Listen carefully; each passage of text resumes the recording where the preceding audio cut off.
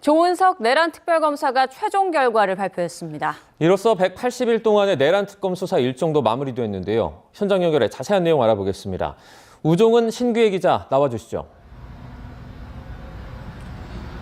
네, 내란 특검 사무실이 차려진 서울고검에 나와 있습니다. 오전에 진행된 조은석 특검의 발표와 이후 진행된 백브리핑으로 특검의 수사는 끝이 났습니다.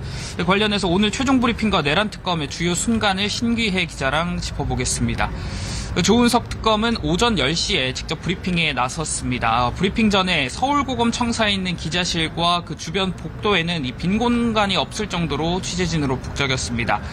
조 특검이 공개석상의 모습을 드러낸 건 처음인데 취재진도 이 서초동 길가에서 우연히 마주친 걸 제외하고는 모습을 거의 볼 수 없었습니다. 브리핑 직전 공개된 조 특검의 발언은 총 8장 분량이었고 이어서 11분가량 발표가 진행이 됐습니다.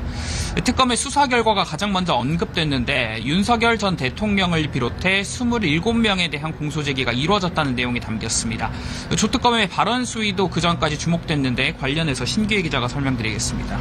네, 일단 조 특검은 윤석열 전 대통령을 포함한 모든 대상자들에 대해 호칭을 생략했습니다. 브리핑 내내 윤 전 대통령을 윤석열이라고 지칭했고요. 또 한동훈 전 국민의힘 대표를 빨갱이라고 지칭하거나 쏴 죽이라고 했다는 등 윤 전 대통령의 발언 수위도 가감없이 전달했습니다. 또 윤 전 대통령이 권력 독점의 목적을 가지고 군사령관들을 주도적으로 포섭한 거로 묘사하기도 했습니다. 그러면서 40여 년 전 전두환 노태우의 신군부 합동수사본부를 언급하면서 역사적으로 단죄할 필요성까지 강조했습니다. 조 특검은 발언하는 내내 단호한 어조를 유지했는데요. 특히 윤 전 대통령의 이름을 또박또박 강조해서 말하는 모습이었습니다. 네, 조 특검의 발표 외에 특검 강조했습니다. 조 특검은 발언하는 내내 단호한 어조를 유지했는데요. 특히 윤 전 대통령의 이름을 또박또박 강조해서 말하는 모습이었습니다. 네, 조 특검의 발표 외에 특검은 별도의 자료를 내기도 했습니다. 거기에는 계엄 동기가 담겼는데 특검은 윤 전 대통령이 무력으로 정치적 적대 세력을 제거해 권력을 독점하려 하기 위해 계엄을 선포했다고 판단을 했습니다. 특검이 낸 자료 가운데 비상계엄 선포에 관련된 시점에 대한 설명에는 노상원 수첩이 스모킹건으로 설명이 됐습니다. 노상원 수첩에는 차기 대선 대비 좌파 세력 붕괴, 선거권 박탈, 법 개정 등 내용이 담겼는데 이걸 토대로 윤 전 대통령이 권력을 독점하려 했다고 판단을 했습니다.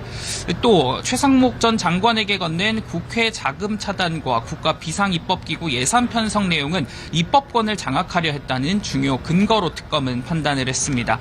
또 계엄 최초 계획 시점에 대한 특검의 판단도 여기에 담겼었죠. 네, 그렇습니다. 특검은 윤석열 전 대통령이 비상계엄을 재작년 10월, 즉 12월 3일보다 1년 이상 빠르게 준비했다고 판단했습니다.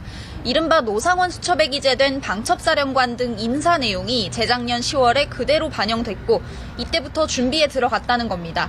그리고 특검이 낸 자료에는 이보다 앞선 2022년 7월에서 8월경 윤 전 대통령이 계엄을 계획하고 있다는 말을 전해 들었다는 진술을 확보했다는 내용도 적혀 있었습니다.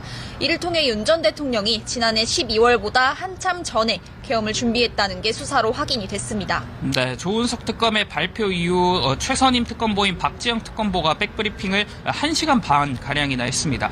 여기서 김건희 씨 관련 언급도 나왔죠.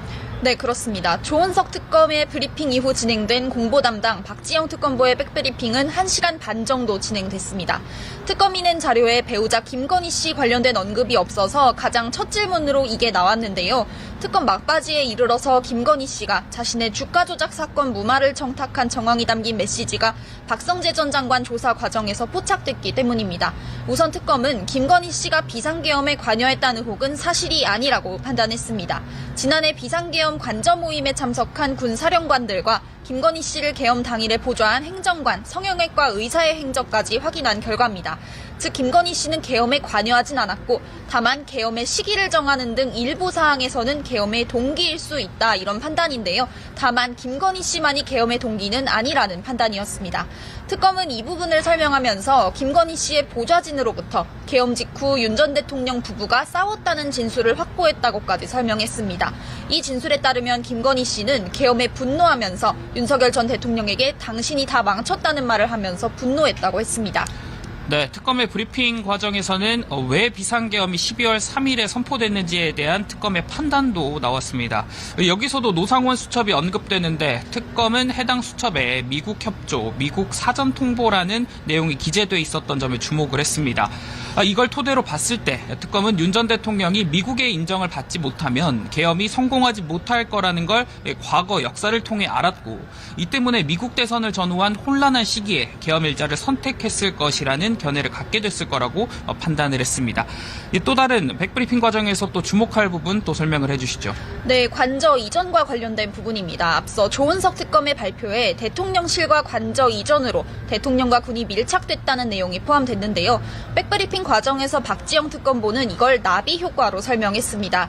즉 비상계엄을 선포하려고 관저를 이전한 건 아니겠지만 계엄 선포에 여건을 조성하는데 물리적 거리가 가까워진 점이 분명 영향을 미쳤을 거라는 겁니다. 박 특검보는 군 장성이 됐다고 대통령과 만찬을 하진 않는다며 군과의 대화로 계엄을 준비하는 과정에 대통령실과 관저 이전이 영향을 미쳤으리라고 판단한다고 밝혔습니다. 예, 특검의 수사는 끝이 났지만 아직 미처 마치지 못한 사건들도 있습니다. 이 사건 특검은 경찰에 넘길 것을 지금까지 최소화할 것이라고 해왔는데 실제 특검이 낸 자료를 봤더니 249건 사건을 접수받아 215건을 처리했고 34건만 경찰 국수본에 넘기기로 결정을 했습니다.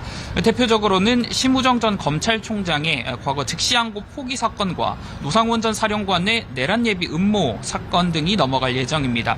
박지영 특검보는 2차 작업은 내일 중 마칠 것으로 보인다고 했고요. 또 이와 별개로 특검은 대법원이 계엄 선포 이후 관여했다는 의혹에 대해선 불기소 처분을 했습니다. 일단 대법 간부회의가 열린 정황이 확인되지 않았고 계엄사에서 대법원만 연관해 파견을 요청한 게 아닐 뿐더러 대법이 여기에 대해선 거부 의사를 밝혔기 때문이라고 설명을 했습니다. 예, 이후 사건을 넘겨받은 경찰의 수사가 어떻게 될 예정인지 이후 설명을 해주십시오. 네, 내란 특검의 사건을 이첩받아 수사할 경찰 특수본 전담팀은 아직 꾸려지진 않았는데요. 조만간 운영 기간과 인력 구성에 대한 윤곽이 나올 거로 보입니다. 앞서 특수본은 지난달 28일 가장 먼저 수사를 끝낸 순직 해병 특검으로부터 사건을 넘겨받았습니다. 경찰은 피의자가 현역 군인인 2건을 국방부 검찰단에 이첩하고 경북경찰청 수사정보 누설 의혹, 김용원 인권위 상임위원회 직무유기 및 직권남용 의혹 등 3건의 수사를 이어가고 있습니다. 네, 특검의 수사는 종료되지만 조은석 특검과 장우성, 이윤재, 박억수 특검보와 20-30명 검사는 남아서 공소유지 업무를 이어갑니다. 남은 인원들은 그대로 서울고검 청사를 사용할 예정입니다. 조 특검은 임명 당시에 사초를 쓰는 마음으로 임하겠다고 포부를 밝혔었는데 실제 내부 19명 인원으로 구성된 기획팀을 두고 수사 결과보고서 기록 작업을 이어가고 있었습니다. 여기에는 그동안 수사보고서와 피의자 신문조서, 재판 증언까지 총 망라되는데 YTN 취재 결과 다음 달 초쯤 국회와 대통령실에 보고될 예정입니다. 지금까지 내란 특검 관련 소식 정리해봤습니다. 상암동 스튜디오 나와주십시오.